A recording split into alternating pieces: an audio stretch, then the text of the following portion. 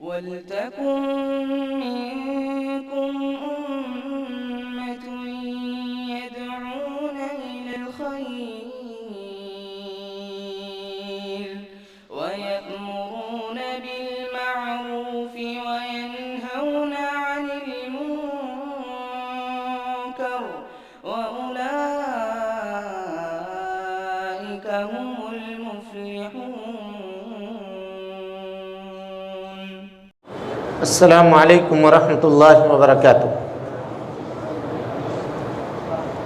ان الحمد للہ نحمده ونستعینه ونستغفره ونعوذ باللہ من شرور انفسنا ومن سیئات اعمالنا من يهده الله فلا مضل له ومن يضلل فلا هادي له واشهد ان لا اله الا الله وحده لا شريك له وأشهد أن محمدًا عبده ورسوله أما بعد فإن خير الحديث كتاب الله وخير الهدي هدي محمد صلى الله عليه وسلم وشر الأمور محدثاتها وكل محدثة بدعة وكل بدعة ضلالة وكل ضلالة في النار. محترم حاضرین، دوستوں، بزرگوں اور ساتھیوں، پردہ نشین اسلامی رشتے کی مائیں اور بہنیں، قرآن مجید سورۃ الانعام کے آیتوں کی تفسیر آپ کے سامنے چل رہی ہے. کل کے درس میں دنیا کے زندگی کی حقیقت کے تعلق سے آپ کے سامنے باتیں ہوئی تھی اور یہ بتایا گیا تھا کہ دنیا کی زندگی کی حقیقت کیا ہے اور دنیا میں اصل کامیابی یا آخرت کی کامیابی ہے.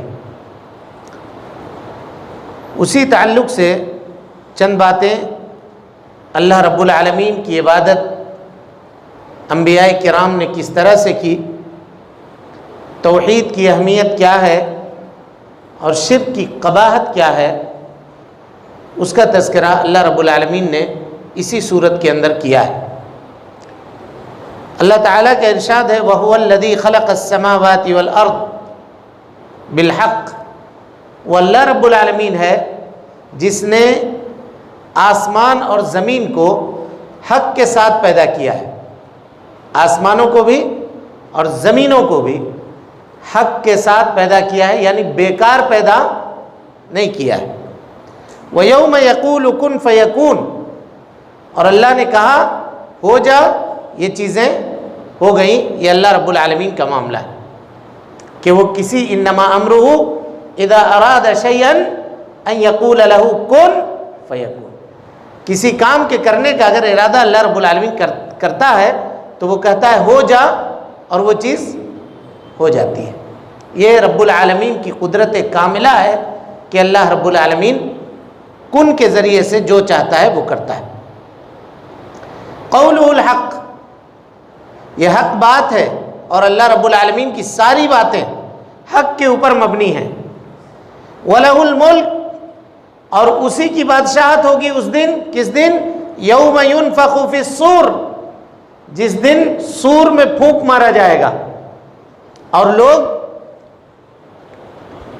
ایک پھونک تو اس وقت مارا جائے گا جب سارے کے سارے لوگ بے ہوش ہو جائیں گے، اور دوسرا پھونک اس وقت مارا جائے گا جب سارے کے سارے لوگ اپنی قبروں سے اٹھ کر کھڑے ہوں گے. تو دونوں سور یہاں پہ داخل ہے. مراد یوم آخرت ہے. اللہ رب العالمین آخرت کے دن کا اکیلا مالک ہے اور اس دن کوئی دوسرا مالک نہیں ہوگا. عالم الغیب والشہادہ، اور اللہ نے یہ بتایا کہ وہ چیزیں جو غائب ہیں اور وہ چیزیں جو حاضر ہیں، اللہ رب العالمین ان سب کا علم رکھتا ہے. یوم آخرت پہ اگر اللہ رب العالمین حساب لینے والا ہے آخرت میں، تو ایسا نہیں ہے کہ کوئی چیز اس سے پوشیدہ اور مخفی رہ جائے گی، کوئی آدمی چھپا لے جائے، کوئی بات نہ دکھائے، ایسا نہیں ہے.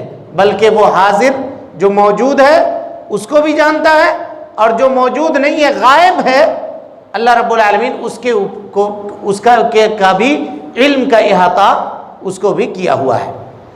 اس کے بعد اللہ تعالیٰ کہتا ہے وَهُوَ الْحَكِيمُ الْخَبِيرُ، اللہ رب العالمین حکمت والا ہے اور باخبر ہے. ہر معاملے سے باخبر ہے۔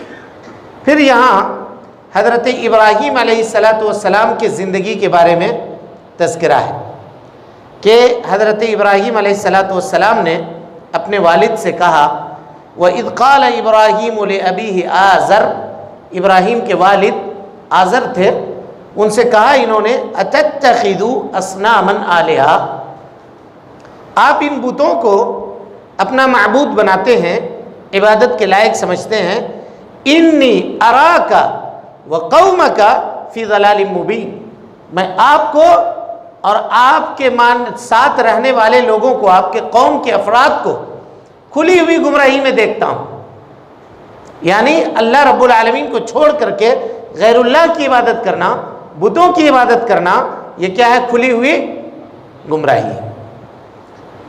اور پھر اللہ تعالیٰ کہتا ہے، وَكَذَلِكَ نُرِي إِبْرَاهِيمَ مَلَكُوتَ السَّمَاوَاتِ وَالْأَرْضِ، ہم نے حضرت ابراہیم علیہ السلام کو آسمان و زمین کی بادشاہت کا مشاہدہ کروایا، ان کو دکھلایا۔ وَلِيَكُونَ مِنَ الْمُوقِنِينَ، اور ابراہیم علیہ السلام اللہ رب العالمین کے اوپر یقین کرنے والے تھے۔ فَلَمَّا جَنَّ عَلَيْهِ اللَّيْلُ، جب رات آئی اور تاریکی چھا گئی، رَآ كَوْكَبًا، تو حضرت ابراہیم علیہ السلام نے ستاروں کو دیکھا، کہا هَذَا رَبِّي، یہ ہمارا رب ہے۔ فَلَمَّا أَفَلَ، جب وہ ستارے غائب ہو گئے تو کہا انی لا احب الافلین، میں ایسی چیز کو پسند نہیں کرتا جو ڈوب جانے والا ہو۔ اب یہاں ایک سوال ہے، یہ واقعہ ہمیشہ ہر سال بقرعید کے موقع پر اور دیگر موقع پر آپ سنتے ہوں گے۔ یہ بتائیے کہ کیا یہ معاملہ حضرت ابراہیم علیہ السلام نے اللہ رب العالمین کی تلاش میں کیا تھا؟ ہاں، پہلے ستاروں کو دیکھا، اس کے بعد آپ کے پاس بات آئے گی کہ چاند کو دیکھا جو ستاروں سے تھوڑا بڑا ہے۔ چاند بھی جب غائب ہو گیا تو کہا کہ نہیں، ہم چاند کی عبادت بھی کرنے والے نہیں ہیں۔ اور پھر سورج کو دیکھا تو سورج اس سے زیادہ بڑا تھا، کہا یہ ہمارا رب ہے۔ کہا جب وہ غائب ہو گیا تو کہا کہ میں وہ چیز جو غائب ہو جائے وہ کبھی بھی رب نہیں ہو سکتا ہے۔ تو یہ بات حضرت ابراہیم علیہ السلام نے کب کہی؟ کچھ لوگ یہ کہتے ہیں کہ اللہ کی تلاش میں نکلے، ستارے کو دیکھا، اس کو دیکھا، تب انہوں نے یہ کہا۔ یہ معاملہ کیا ہے؟ غلط ہے، یہ درست نہیں ہے۔ پھر کب کہا؟ قوم والوں سے مناظرہ کرتے ہوئے، قوم والوں سے سمجھاتے ہوئے کہا کہ دیکھو تم کس کو رب مانتے ہو؟ ان بتوں کو۔ یہ بت نہ تمہیں کوئی فائدہ پہنچا سکتے ہیں نہ تم کو کوئی نقصان دے سکتے ہیں۔ کہا پھر کس کو رب مانتے ہو؟ ستاروں کو جو چمکدار ہیں، یہ بھی تو ڈوب گئے۔ پھر کس کو رب مانتے ہو؟ چاند کو جو ستاروں سے بڑا ہے اور اس کی روشنی زیادہ ہے، کہا وہ بھی ڈوب کے ختم ہو گیا۔ پھر کس کو مانتے ہو؟ کہا سورج کو جو اس کے اندر روشنی سب سے زیادہ ہے اور اس کی تپش بہت زیادہ ہے، اس کی عبادت کرتے ہو، سورج بھی ڈوب گیا۔ کہا کہ جو ڈوب جانے والا ہو، جو مٹ جانے والا ہو، جو ختم ہو جانے والا ہو، وہ کبھی بھی رب نہیں ہو سکتا، کبھی بھی رب نہیں ہو سکتا۔ اور یہی ہے آج لوگ جو اپنی حاجات اور اپنی ضروریات کو لے جا کر کے فلاں بابا، فلاں مزار، فلاں قبر، فلاں قبرستان میں لے جا کر کے جو پیش کرتے ہیں، ان کو یہ کہیے یہ کبھی بھی رب نہیں ہو سکتے۔ اگر وہ رب ہوتے تو ان کو موت کبھی بھی نہیں آتی، اور اگر وہ مر گیا کوئی آدمی تو پھر رب نہیں ہو سکتا ہے، کسی قیمت پہ نہیں ہو سکتا ہے۔ کیونکہ اگر جو آدمی رب ہو وہ پہلے اپنے کو فائدہ پہنچائے گا یا آپ کو پہنچائے گا؟ بولیے، اپنے کو پہنچائے گا۔ تو پھر اگر اپنے کو فائدہ پہنچانا ہے تو انسان کی زندگی زمین کے اوپر ہے یا زمین کے نیچے ہے؟ بولیے، زمین کے اوپر ہے، پھر وہ کیوں زمین کے نیچے ہے؟ لیکن یہاں مسئلہ دیکھیے، شیطان جب لوگوں کو گمراہ کرتا ہے تو کس طرح سے گمراہ کرتا ہے، آپ کو بتاتا ہوں۔ کہ دنیا کی زندگی میں جب وہ زندہ تھا تو اپنی حاجت، اپنی ضرورت وہ خود سے پوری کیا کرتا تھا، چاہے جس کو بھی یہ لوگ اللہ کے علاوہ پوچھتے ہیں، چاہے جتنا بڑے بھی ولی کیوں نہ ہو، لیکن مر جانے کے بعد وہ اس بات کے بھی محتاج ہیں کہ اس کو اٹھا کر کے لے جا کر قبرستان میں داخل کیا جائے، وہ خود سے جا کر کے اپنی لاش کو چھپانے کی طاقت بھی نہیں رکھتا۔ اگر چھوڑ دیا جائے اس کی لاش کو اور کسی کو پتہ نہ چلے تو جہاں وہ مرا ہے وہیں رہ جائے گا، کوئی اٹھانے والا نہیں ہوگا۔ وہ جب اپنے آپ کو یہ فائدہ نہیں پہنچا سکتا، اور دنیا کی زندگی میں جب سفر کرتا تھا تو اس کے گاڑی کو ایک ڈرائیور کی ضرورت ہوتی تھی اور اس کی گاڑی چلتی تھی۔ یہاں ایسی گاڑی میں سوار ہے جو بغیر 4 ڈرائیور کے وہ گاڑی چلنے والی نہیں ہے، 4 کندھے چاہیے اس کو اٹھا کر کے لے کر جانے کے لیے، اس قدر محتاجی ہے۔ لیکن لوگ اسی کو قبر میں دفن کر دینے کے بعد اتنا پاورفل مانتے ہیں کہ اب پھر کہیں سے بھی آپ وہ ان تک اپنی بات پیش کیجئے اور وہ یہ سمجھتے ہیں کہ یہ ہماری باتوں کو سنتے ہیں اور اللہ رب العالمین تک یہ باتیں لے جا کر کے ہماری پہنچا دیتے ہیں۔ یہ کس قدر انسان کو شیطان نے گمراہ کیا ہوا ہے، اس کا آپ ایک مثال اس کی آپ یہ دیکھ سکتے ہیں۔ انسان عقل کے اعتبار سے اگر کفر میں پڑ جائے، شرک میں پڑ جائے، تو اس کی عقل کی مت کیسی ماری جاتی ہے اس کی ایک مثال ہے۔ کہتے ہیں فلاں بزرگ ہیں، فلاں پیر صاحب ہیں، کہا کیسے وفات ہوا جی؟ کہا بیمار پڑ گئے تھے، انتقال ہو گئے۔ کہتے ہیں نہیں کہتے؟ وہ بیمار پڑ کے انتقال ہو گئے، پھر ہم خود بیماری سے شفا مانگنے کے لیے کہاں جا رہے ہیں؟ انہی کے پاس جا رہے ہیں۔ اگر وہ بیماری سے شفا دیتے تو خود اپنی بیماری کیوں نہیں ختم کر لیا؟ انہوں نے اپنی بیماری کیوں نہیں ہٹا لیا؟ اس سے کیا پتا چلا؟ پتا یہ چلا کہ شفایابی دینے والا، بیماری دور کرنے والا، یا محتاجی دور کرنے والا، اولاد دینے والا، رزق دینے والا اللہ رب العالمین کے علاوہ کوئی دوسرا نہیں ہے معبود۔ لیکن جب آپ ان کے سامنے یہ تبلیغ کیجئے، یہ باتیں بتائیے، تو وہ کہیں گے کہ ہمارے بابا کو برا مت کہو، ہمارے پیر صاحب کو برا مت کہو، ہمارے مزار والے کو برا مت کہو، نہیں تو وہ تم کو نقصان پہنچا دے گا، تم تکلیف میں آ جاؤ گے، مصیبت میں آ جاؤ گے، ابھی شاپ دے دے گا جس کو کہتے ہیں، نقصان دے دے گا۔ ہر زمانے میں مشرکین موحدین کو یہ دھمکی دے کر کے ڈرایا کرتے تھے، ہر زمانے میں۔ حضرت ابراہیم علیہ السلام کو بھی ان کے قوم والوں نے یہ کہا، اتحاجونی فی اللہ وقد ہدان۔ حضرت ابراہیم نے کہا کہ تم اللہ رب العالمین کے بارے میں مجھ سے جھگڑا کر رہے ہو جبکہ اللہ نے مجھ کو ہدایت دے دی ہے، میں ہدایت کے اوپر ہوں، اور تم یہ کہہ رہے ہو کہ میں تمہارے معبودان باطلہ سے ڈروں۔ وَكَيْفَ أَخَافُ مَا أَشْرَكْتُمْ، میں کیسے ڈروں ان چیزوں سے جس کو تم اللہ کا شریک ٹھہرا رہے ہو۔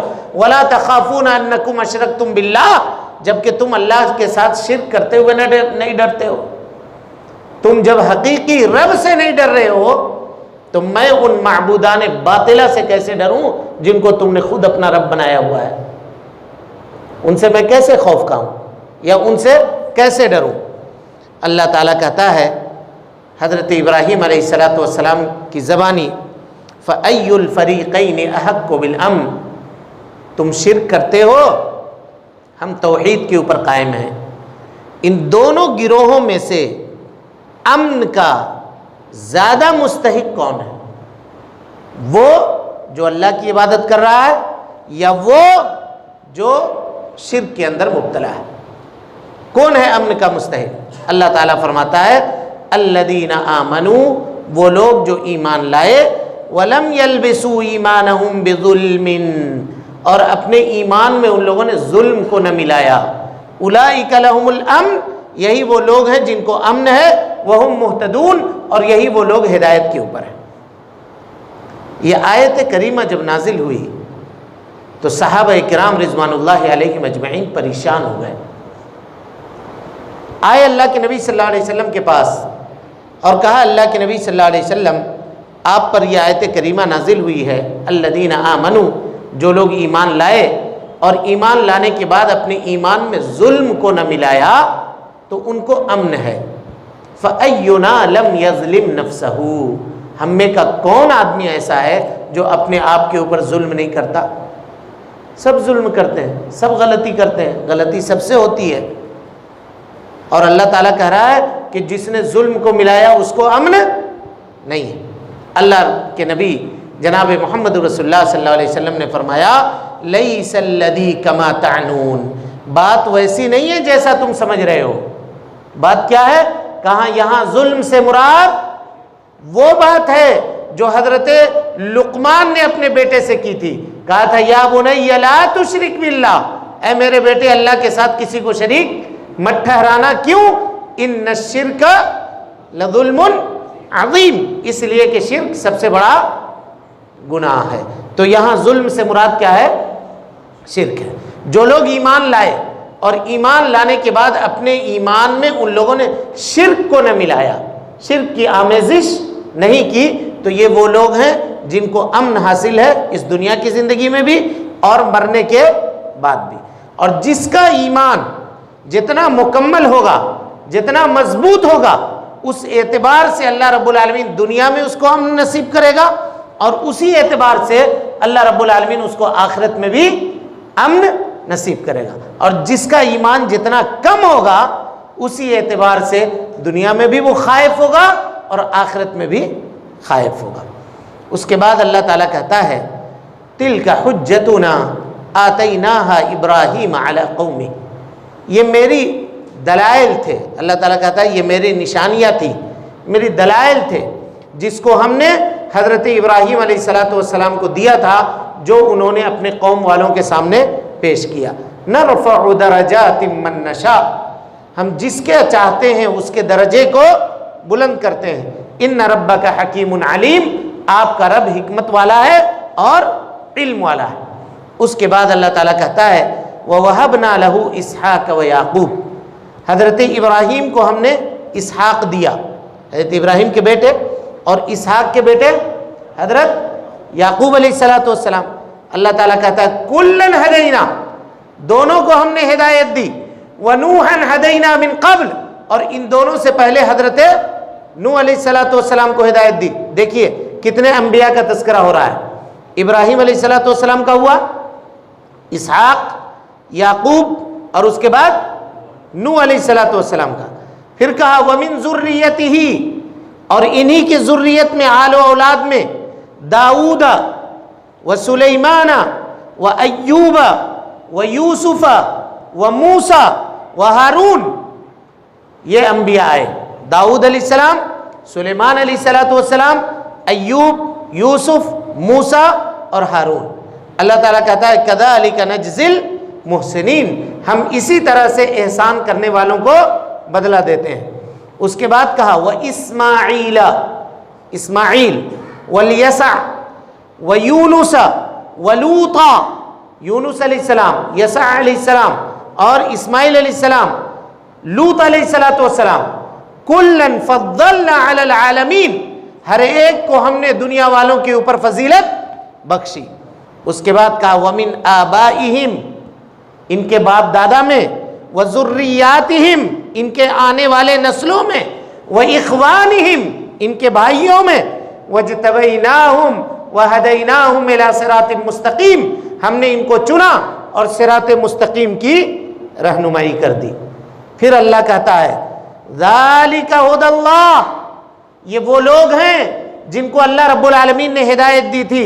يَهْدِي بِهِ مَن يَشَاءُ مِنْ عِبَادِهِ، اللہ اپنے بندوں میں سے جس کو چاہتا ہے ہدایت دیتا ہے.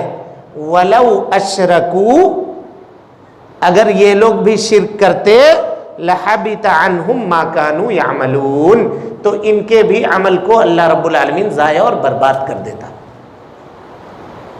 کچھ آئی بات سمجھ میں؟ شرک کو ہم لوگ سمجھتے ہیں کہ بہت چھوٹی چیز ہے. اللہ تعالیٰ کتنے انبیاء کا تذکرہ کیا؟ گن رہے تھے آپ لوگ؟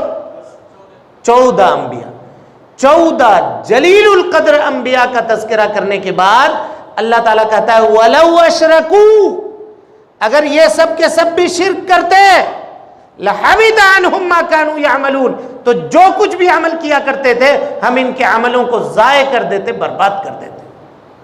آج لوگ کیسے کہتے ہیں کہ فلاں بابا کا دامن تھام لو اور وہ تو جنت میں کود کے لے جائیں گے ہم کو، کسی بھی طرح سے اٹھا کر کے جنت پہنچا دیں گے، چاہے عمل کچھ بھی کرو، کچھ کرنے کی ضرورت نہیں ہے، فلاں کے فاتحہ کر لو، فلاں کا تیجا منا لو، اس کے نام کا بکرا ذبح کر دو، اس کا 11ویں کر لو، اس کا 12ویں کر لو، اور وہ کیا کریں گے؟ ہم کو جنت میں داخل کر دیں گے۔ میرے بھائیو، یہ اللہ رب العالمین کا دو ٹوک فیصلہ ہے، دو ٹوک فیصلہ ہے۔ نبی صلی اللہ علیہ وسلم کو بتایا گیا کہ یہ 14 انبیاء جو جلیل القدر نبی ہیں اپنے دور کے، اگر یہ لوگ بھی شرک کے مرتکب ہوتے تو ہم ان کے اعمال کو بھی ضائع کر دیتے، برباد کر دیتے، ان کی بھی کوئی حیثیت میری نگاہ میں نہیں ہو سکتی تھی۔ یہ شرک کتنا عظیم گناہ ہے اور کتنا قبیح گناہ ہے، اس کا آپ اندازہ لگائیے۔ اچھا، یہاں پہ ایک استدلال ہم آپ کو سمجھانا چاہتے ہیں، ایک استدلال سمجھانا چاہتے ہیں، بس یہ ہے کہ کچھ لوگ مائنڈ مت کیجیے گا، کچھ سمجھیے گا نہیں۔ داڑھی کا رکھنا واجب ہے کہ سنت ہے کہ فرض ہے؟ فرض ہے۔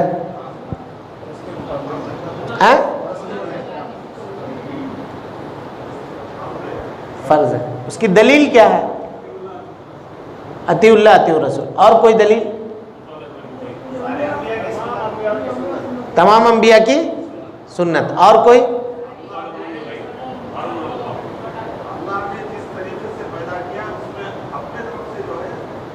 نہیں، وہ ٹھیک ہے، یہ ساری باتیں صحیح ہیں آپ کی۔ یہاں پہ دیکھیے استدلال کا طریقہ، علامہ شنقیطی رحمۃ اللہ علیہ نے استدلال کیا ہے اس آیت سے۔ اللہ تعالیٰ نے ان انبیاء کا تذکرہ کیا، 14 نبیوں کا، ہے نا؟ اس کے بعد اللہ تعالیٰ کہتا ہے ذالک ھدی اللہ، اللہ نے ان کو ہدایت دی تھی، فبہداہ اقتدی، اولئک الذین ھدی اللہ، یہ وہ لوگ ہیں جن کو اللہ نے ہدایت دی۔ فبہداہ اقتدی، اے اللہ کے نبی صلی اللہ علیہ وسلم، ان کی ہدایت سے آپ بھی ہدایت حاصل کیجئے، ان کی ہدایت سے آپ بھی ہدایت حاصل کیجئے، ان 14 نبیوں سے۔ اب 14 انبیاء کرام میں سے انبیاء کو داڑھی تھی یا نہیں تھی، یہ کیسے ثابت کیا جائے گا؟ تو یہ ثابت کیا جائے گا حضرت موسیٰ اور حضرت ہارون کے قصے میں۔ جب حضرت موسیٰ علیہ السلام اپنے رب سے ملاقات کے لیے گئے تو پیچھے قوم والوں کے پاس کس کو بنایا؟ ہارون علیہ السلام کو، کہا کہ آپ ذمہ دار ہیں قوم کے۔ جب ادھر سے لوٹ کر کے آئے تو قوم کے لوگوں نے بچھڑے کی عبادت شروع کر دی، تو انہوں نے اپنے بھائی کے سر کے بال کو اور داڑھی کو پکڑ کر کے گھسیٹنا شروع کیا، کہا یا ابن ام لا تأخذ بلحیتی ولا براسی انی خشیت ان تقول فرقت بین بنی اسرائیل ولن ترقب قولی۔ اگر داڑھی چھلی ہوئی ہوتی یا چھوٹی ہوتی، پکڑنے کے لائق نہیں ہوتی، تو موسیٰ علیہ السلام بھائی کی داڑھی کیسے پکڑتے؟ بھائی نبی تھے۔ پتہ یہ چلا کہ داڑھی کا رکھنا واجب ہے، اور اس کی دلیل قرآن میں موجود ہے۔ اس کی دلیل کہاں موجود ہے؟ قرآن میں موجود ہے۔ کیسے استدلال ہوا؟ کہ اللہ نے انبیاء کا تذکرہ کیا اور کہا کہ یہ اپنے رب کے جانب سے ہدایت پر تھے، آپ ان کی ہدایت کو فالو کرو، ان انبیاء کو۔ تو وہ انبیاء داڑھی رکھتے تھے یا نہیں رکھتے تھے؟ اس کا ثبوت پیش کیا ہارون علیہ السلام کے قصے میں کہ بھائی نے داڑھی پکڑ کر کے ان کو گھسیٹا۔ پتہ یہ چلا کہ داڑھی اتنی بڑی ان کی تھی جس کو پکڑ کر کے کھینچا جا سکتا تھا، لہذا اس کا رکھنا واجب ہوا۔ انسانوں کو یا ہم جیسے لوگوں کو اس سلسلے میں کوتاہی کرنے سے پرہیز کرنا چاہیے۔ بہرحال اب اس کے بعد آئیے، اللہ تعالیٰ کہتا ہے وما قدر اللہ حق قدرہ، ان تمام چیزوں کے باوجود لوگوں نے اللہ رب العالمین کی قدر ویسی نہیں کی جیسا اس کے قدر کرنے کا حق تھا. اللہ رب العالمین کو پہچانا نہیں لوگوں نے، اللہ تعالیٰ کی عظمت کو، اس کی کبریائی کو، اس کی بزرگی کو لوگوں نے پہچانا نہیں. اذ قالوا، کیسے نہیں پہچانا؟ غور کیجئے. اذ قالوا، جب ان لوگوں نے یہ کہا ما انزل اللہ علی بشر من شیء، اللہ رب العالمین نے ہمیں جیسے کسی انسان کے اوپر کچھ بھی نازل نہیں کیا ہے، یعنی قرآن مجید کا انکار کیا.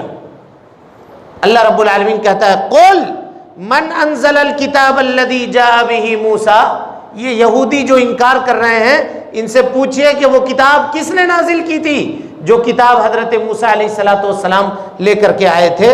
ھدی للناس، جو لوگوں کے لیے ہدایت تھی. تجعلونہ قراطیسا، جس کو تم لکھ کر کے رکھتے تھے. تبدونہا وتخفون کثیرا، تھوڑا سا ظاہر کرتے تھے باقی سب کو چھپا لے جاتے تھے. کون کرتا تھا؟ وہ کتاب توریت کی شکل میں جو ہم نے نازل کی تھی، جس سے تم کمائی کیا کرتے تھے. بتاؤ وہ کتاب کس نے اتاری تھی؟ آج محمد صلی اللہ علیہ وسلم کی کتاب اور ان کے اوپر جو کتاب نازل ہوئی ہے اس کتاب کا تم انکار کر رہے ہو. اللہ تعالیٰ کہتا ہے وَعُلِّمْتُمْ مَا لَمْ تَعْلَمُوا أَنْتُمْ وَآبَاؤُكُمْ، ہم نے تم کو علم دیا جو تم نہیں جانتے تھے، تم کو دیا، تمہارے باپ دادا کو علم دیا. قُلِ اللَّهُ، کس نے دیا؟ تو یہ کہیں گے کہ اللہ نے دیا. یہود کیا کہیں گے؟ اللہ نے دیا. اللہ تعالیٰ کہتا ہے ثُمَّ ذَرْهُمْ فِي خَوْضِهِمْ يَلْعَبُونَ، اے اللہ کے نبی صلی اللہ علیہ وسلم ان کو آپ چھوڑ دیجئے، یہ اپنے کھیل کود کے اندر مست رہیں اور پڑے رہیں. پھر اللہ تعالیٰ کہتا ہے وَمَنْ أَظْلَمُ، اس شخص سے بڑا ظالم کون ہو سکتا ہے مِمَّنِ افْتَرَى عَلَى اللَّهِ كَذِبًا، جو اللہ رب العالمین کے اوپر جھوٹ باندھے، اللہ کے اوپر جھوٹ باندھے. او قال اوحی الی، یا یہ کہے کہ میرے اوپر وحی نازل ہوتی ہے. ولم یوحى الی بشیء، جبکہ اس کے اوپر کچھ بھی نازل نہیں ہوتا ہے. ومن قال سانزل مثل ما انزل اللہ، اور جو آدمی یہ کہتا ہے کہ میرے اوپر اللہ تعالیٰ کی طرف سے کتاب نازل ہوتی ہے. ولو تری، آپ دیکھیں گے اذ الظالمون، ان لوگوں کو جن لوگوں نے ظلم کیا، فی غمرات الموت، غمرات الموت کے معنی سکرات الموت، سکرات الموت میں والملائکۃ باسطوا ایدیہم، جبکہ فرشتے اپنا ہاتھ کھولے ہوئے ہوں گے. باسطوا ایدیہم، ہاتھ کھولنے کا مطلب مار رہے ہوں گے. جو آدمی بہت مارنے والا ہوتا ہے اس کے بارے میں لوگ کہتے ہیں کہ ہاتھ کا بڑا کھلا ہے، ہاتھ چلا دے گا، کہتے نہیں کہتے؟ تو اسی کو والملائکۃ باسطوا ایدیہم، فرشتے ہاتھ کھولے ہوئے ہوں گے، یعنی اس کی پٹائی کر رہے ہوں گے اور کہیں گے اخرجوا انفسکم، اپنے روح کو باہر نکالو. الیوم تجزون عذاب الہون، آج تم کو رسوا کیے جانے والا عذاب سے دوچار کیا جائے گا. بما کنتم تقولون علی اللہ غیر الحق، جو کچھ تم اللہ کے سامنے غلط باتیں کہتے تھے اور جو کچھ تم تکبر کیا کرتے تھے. یہ آیت کریمہ عذاب قبر کے اوپر دلالت کرتی ہے. دنیا میں کچھ لوگ ہوئے اور آج بھی موجود ہیں، وہ کہتے ہیں کہ عذاب قبر نہیں ہوتا ہے، عذاب قبر نہیں ہوتا ہے، یہ افسانہ ہے، حقیقت نہیں ہے. تو ان لوگوں کے دلیل کے لیے یہ آیت موجود ہے. اور اسی طرح سے ایک دوسری آیت اللہ رب العالمین فرعون اور اس کے لشکر کے بارے میں کہتا ہے وَيَوْمَ النَّارُ يُعْرَضُونَ عَلَيْهَا غُدُوًّا وَعِشِيًّا، فرعون اور اس کے لشکریوں کے اوپر صبح و شام آگ پیش کیا جاتا ہے. وَيَوْمَ تَقُومُ السَّاعَةُ، اور جب قیامت قائم ہوگی أَدْخِلُوا آلَ فِرْعَوْنَ أَشَدَّ الْعَذَابِ، اللہ رب العالمین فرعون کو سخت اور رسوا کرنے والا دردناک عذاب سے دوچار کرے گا، دردناک عذاب میں داخل کرے گا. تو اب یہ بتائیے آپ کہ ابھی جو عذاب فرعون اور اس کے لشکر کے اوپر پیش کیا جا رہا ہے وہ کہاں پیش کیا جا رہا ہے؟ کہاں پیش کیا جا رہا ہے بتائیے؟ قبر کے اندر پیش کیا جا رہا ہے. اس کا مطلب یہ ہے کہ عذاب قبر حق ہے. اور اسی طرح سے یہاں فرشتے جب اس کو موت دیتے ہیں, اس کا روح نکالتے ہیں, تو کہتے ہیں الیوم تجزون عذاب الہون, آج تم کو رسوا کیے جانے والے عذاب سے گزرنا ہوگا. اور پھر قیامت کا عذاب تو الگ ہے. اس سلسلے میں مزید تفصیل ہے, انشاءاللہ اس تفصیل کا پھر ہم کبھی آپ کے سامنے ذکر کریں گے. اللہ رب العالمین سے دعا ہے کہ اللہ تعالی ہمیں اور آپ کو حسن عمل کی توفیق دے. رب العالمین ہماری اصلاح فرمائے, نیکیوں کو قبول کرے, سیئات سے درگزر فرمائے, جب تک زندہ رکھے دین اسلام پہ زندہ رکھے, اور جب اٹھائے ایمان پہ اٹھائے. آمین. وآخر دعوانا ان الحمدللہ رب العالمین.